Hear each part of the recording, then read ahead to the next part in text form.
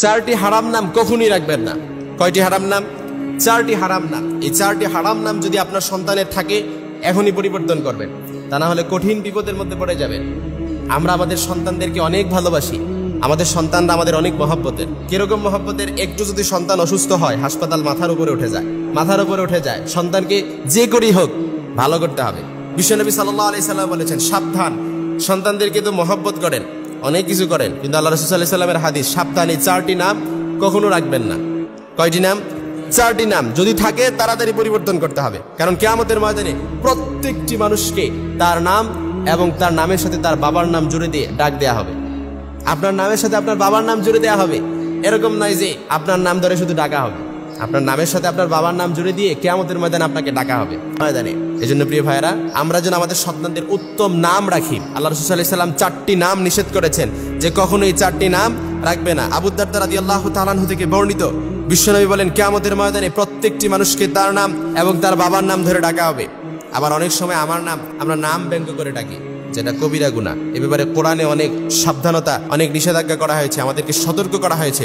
বিশ্বনবী মুহাম্মদ সাল্লাল্লাহু আলাইহি সাল্লাম বলেন, বুখারীর বর্ণনা, চারটি নাম আছে যে নামগুলো আল্লাহ পছন্দ করেন না, যে নামগুলো উপরে আল্লাহর লানত, লানাতুল্লাহি, আল্লাহর কি লানত। যে চারটি নাম, এক নাম্বার হচ্ছে মালিকুল মুলক। এক নাম্বার কি? মালিকুল মুলক, অর্থাৎ বিশ্ব জগতের সমস্ত সম্পত্তির মালিক কে? এই নামটা কখনো রাখা যাবে না, মালিকুল মুলক। দুই নাম্বার হচ্ছে মালিকুল আমলাক। মালিকুল আমলাক, বিশ্বজগতের মালিক। বিশ্বজগতের মালিক কে?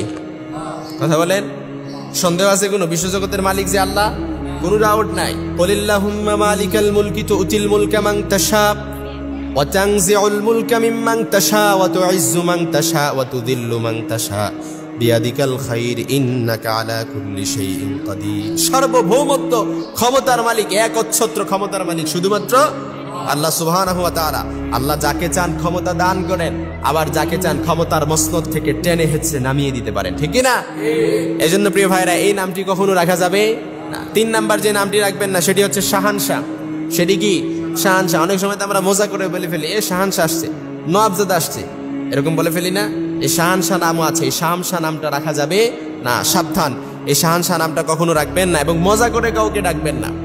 শেষ, লাস্ট, চতুর্থ নাম্বার যে নাম, সেটা হচ্ছে আল্লাহর সাথে সংশ্লিষ্ট নাম, যেটার সাথে শিরিক সংশ্লিষ্টতার গন্ধ পাওয়া যেতে পারে। আল্লাহর সাথে সংশ্লিষ্ট, যেমন আল্লাহ তাআলার 99 নাম আছে, সিফতি নাম। এই সিফতি নামের মধ্যে আপনি কারো নাম রাখলেন বারেক, কারো নাম কি? বারেক রাখলেন। এখন বারেক রাখার পর আপনি যদি তাকে বারেক ডাকেন, সেটা শিরিক সংশ্লিষ্টতা হয়ে যেতে পারে। কারণ বারেক, কেউ বরকতদাতা হতে পারে না, বরকতদাতা শুধুমাত্র কে?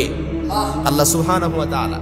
এই জন্য বারেক নামটি কখনো রাখা যাবে না। আল্লাহ তাআলার যত নাম রাখবেন, এই নামের সাথে আপনি আব্দ জুড়ে দিবেন। কি জুড়ে দিবেন? আব্দ জুড়ে দিবেন। অর্থাৎ বারেক যদি থাকে, আব্দুল বারেক, বরকতদাতার বান্দা। যদি জব্বার থাকে, আব্দুল জব্বার। যদি গফফার থাকে, আব্দুল গফফার।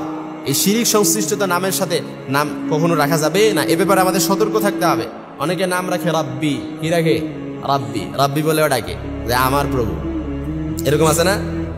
সাবধান, এই নামের ব্যাপারে আমাদের যথেষ্ট সতর্কতা অবলম্বন করতে হবে। আল্লাহ তাআলা যেন এই চারটি নাম আমরা যেন যথেষ্ট সতর্ক সাথে আমরা আমাদের সন্তানদের যেন উত্তম নাম, জন্মদানের পরে উত্তম নাম সিলেক্ট করতে পারি। আল্লাহ তৌফিক দান করুক, বলেন আমিন।